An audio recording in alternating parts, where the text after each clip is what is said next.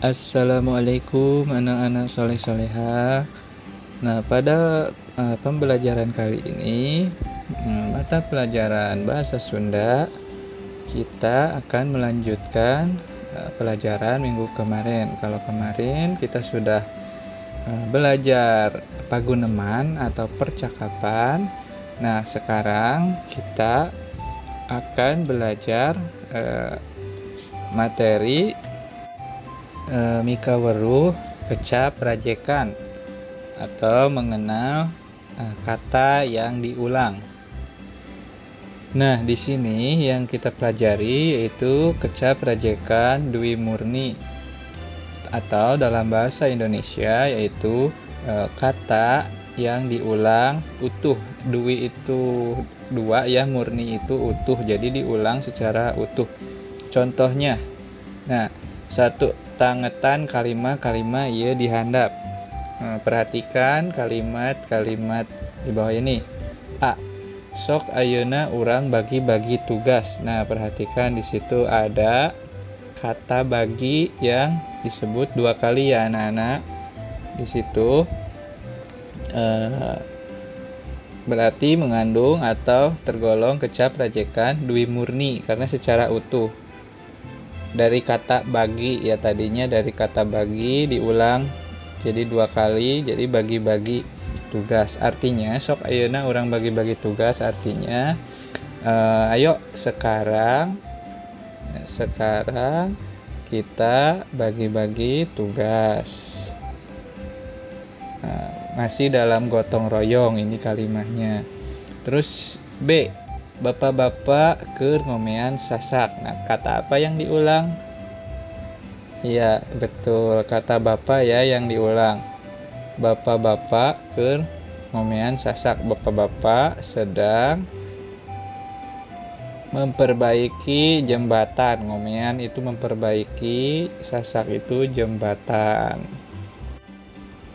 Nah, selanjutnya contoh yang lainnya.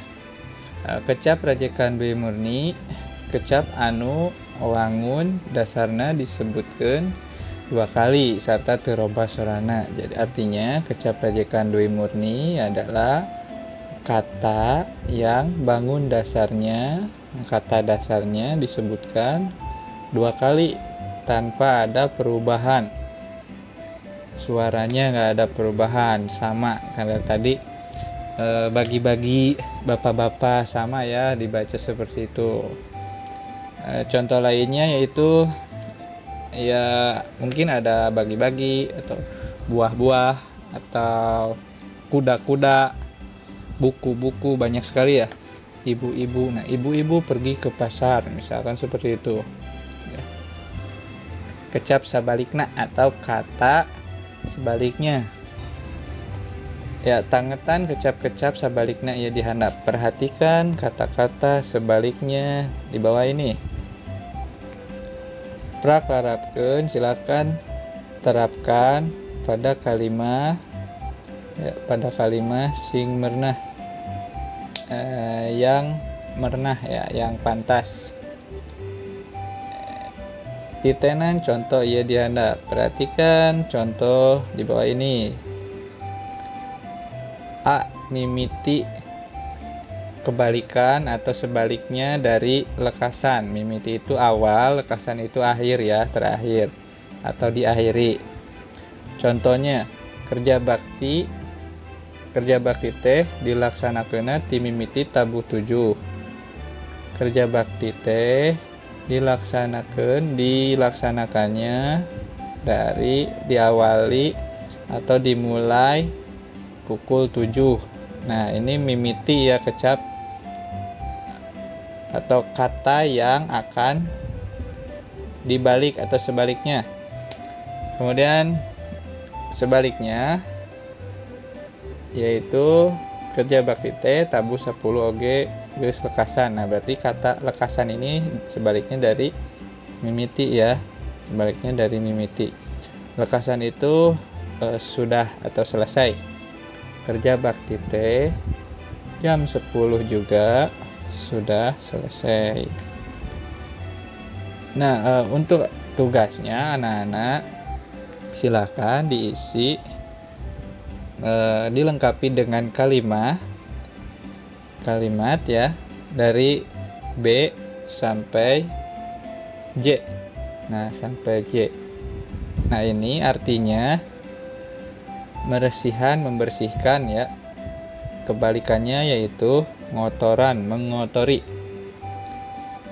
Jadi contohnya bisa misalkan Tony meresihan kamar atau meresihan halaman, buruan.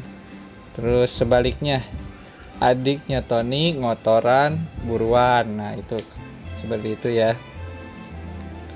Terus yang C, nah, kata hareupeun sebaliknya yaitu tukangen. Hareupeun itu di depan ya, di depan. Kalau tukangen di belakang. Kemudian yang D, sawareh. Sebaliknya itu kabeh. Sawareh itu sebagian, kabeh itu semua. Dan E, samemeh. Samemeh itu sebelum. Kebalikannya sanggeus. Sanggeus itu sesudah. Ya. Yang F, ngumpulkeun. Nah, mengumpulkan, nyebarkeun, membagikan ya. Jadi kebalikannya mengumpulkan dan membagikan. Babarengan, bersama-sama, sewang-sewangan, masing-masing. Itu ada kata langka. Nah, lawan katanya mindeng. Nah, langka di sini jarang ya. Kemudian mindeng itu sering. Contohnya zaman kiwari manuk piit teh geus mulai langka. Nah, zaman sekarang burung pipit tuh sudah mulai jarang. Langka di situ jarang ya. Kemudian yang sebaliknya contohnya tapi contoh kalimatnya, tapi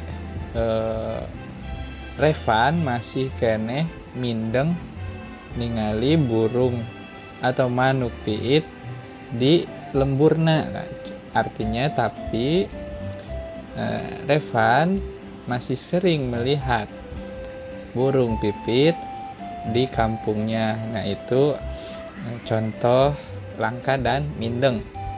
Kemudian yang I, carang. Kebalikannya yaitu kerep. Nah, di sini juga hampir sama ya, jarang dan sering. Carang itu jarang, kerep itu sering, namun beda penempatan katanya. Kalau di kata carang biasanya jarak. Nah, contohnya misalkan pagar rumah Sandy atau pagar imah Sandy katingalina carang. Nah, pagar rumah Sandy kelihatannya jarang. Jadi jaraknya agak jauh ya.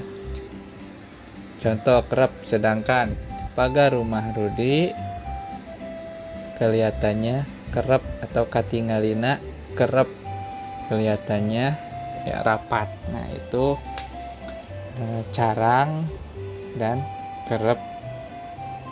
Sedangkan untuk yang J itu ada kata beda, lawan katanya sarua. Beda itu ya beda ya, lawan katanya sarua itu sama.